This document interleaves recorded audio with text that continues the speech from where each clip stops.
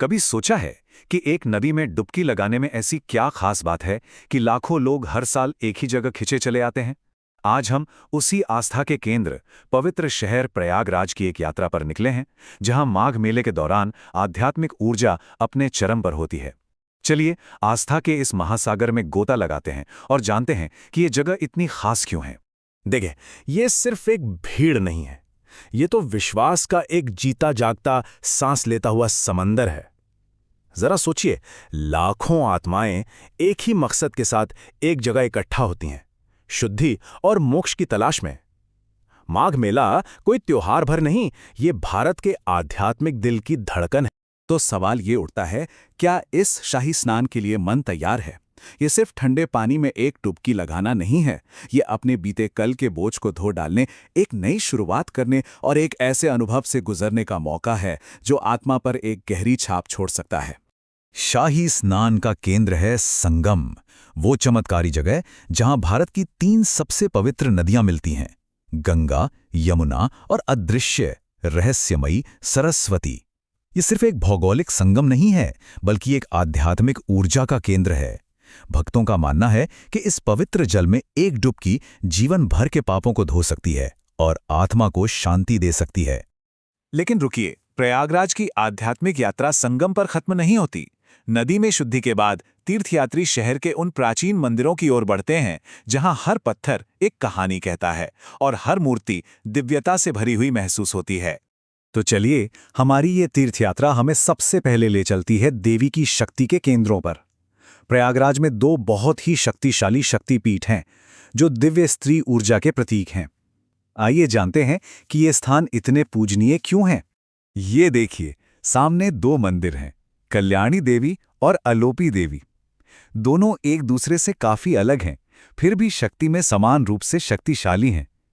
एक की दीवारें हजारों साल की कहानियां सुनाती हैं, तो दूसरा एक बहुत ही अनोखा और गहरा रहस्य अपने अंदर समेटे हुए। अच्छा, अब ये शक्तिपीठ होते क्या हैं? इसके पीछे एक बहुत ही मार्मिक और शक्तिशाली कहानी है।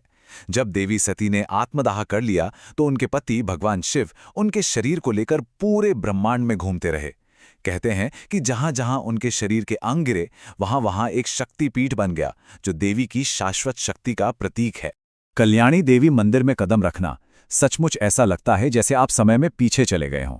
ये हजारों साल पुराना मंदिर, जिसे ललिता देवी शक्तिपीठ का हिस्सा माना जाता है, एक गहरी शांति और दिव्यता का एहसास कराता है। यहाँ दीवारों में इतिहास की फुसफुसाहट और हवा में प्रार्थनाओं की गूंज महसूस की जा सकती है। अब एक ऐसी जगह चलते हैं जो शायद ही कहीं देखी हो। अलोपी देवी मंदिर में कोई मूर्ति नहीं है। जी हाँ, यहाँ भक्त एक अदृश्य शक्ति की पूजा करते हैं और उसका प्रतीक है एक लकड़ी का झूला। ये विश्वास का एक बहुत शक्तिशाली प्रतीक है कि दिव्य उपस्थिति को देखने के लिए आंखों की नहीं, बल्कि महसूस करने की जरूरत होती है। तो देवी की शक्ति को महसूस करने के बाद अब हम चलते हैं देवताओं की दुनिया में, जहां पौराणिक कथाएं आज भी जीवित हैं। ये कहानियां शाप से मुक्ति, पश्चाताप और उन शक्तियों के सम्मान की हैं जिन्हें शायद हम पूरी तरह से समझ नहीं पाते हैं। यमुना के बिल्कुल शांत किनारे पर है सोमेश्वर महादेव मंदिर। किंवदंती है कि स्वयं चंद्रदेव ने जब अपने ससुर राजा दक्ष के श्राप के कारण अपनी चमक खो दी थी, तो यहीं पर महादेव की तपस्या की थी। ये जगह उम्मीद और मोचन की है, जो याद दिलाती है कि सबसे अंधकारमय पलों में भी दिव्य कृपा मिल सकती है। यहां से आगे बढ़े तो हम पहुंचते हैं नागवासुकी मंदिर, जो शक्तिशाली सर्पराज का निवास है। भारत में सर्पों को डर और सम्मान दोनों के साथ देखा जाता है, और ये मंदिर ज्योतिष के एक खास पहलू से मुक्ति पाने के लिए एक बहुत महत्वपूर्ण स्थान माना जाता है। और ये समस्या कालसर्प दोष के नाम से जानी जाती है। ज्योतिष में इसे एक ऐसी ग्रह स्थिति माना जाता है जो जीवन के कई पहलुओं में लगातार बाधाएं या दुर्भाग्य ला सकती है। भक्तों का दृढ़ विश्वास है कि नागवासुकी के दर्शन करने से इस दोष के नकारात्मक असर को कम किया जा सकता है। हम सबने हनुमान जी की तस्वीरें देखी हैं ना, हमेशा खड़े हुए, शक्तिशाली, सेवा के लिए तत्पर। लेकिन प्रयागराज में एक ऐसा मंदिर है जो इस देवता का एक पूरी तरह से अलग, दुर्लभ और अनोखा पहलू दिखाता है।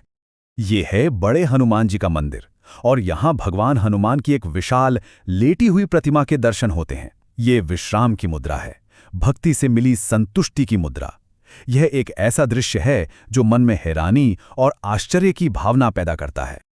और कमाल की बात यह है कि यह हनुमान जी की लेटी हुई मुद्रा वाला दुनिया का इकलौता मंदिर है। ये बात इसे अविश्वसनीय रूप से खास बनाती है।